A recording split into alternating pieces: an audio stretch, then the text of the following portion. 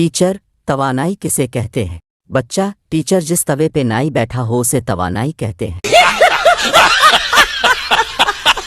Teacher, कल अगर homework नहीं किया तो मुर्गा बनाऊंगी। स्टूडेंट, ठीक है टीचर, नान और कोक की बोतल में ले आऊंगा, दोनों मिलकर पार्टी करेंगे। टीचर, दो में से दो निकाली तो क्या बचता है? शागिर्द, टीचर, हमको सवाल समझ नहीं आया। टीचर, मैंने अगर तुम्हें दो रोटियां खाने को दें तो बाकी क्या बचा? पठान, सालन। टीचर, छिपकली दीवार पे क्यों चलती है? लड़की, हम भी तो जमीन पे चलते हैं, कभी छिपकली ने कुछ कहा है?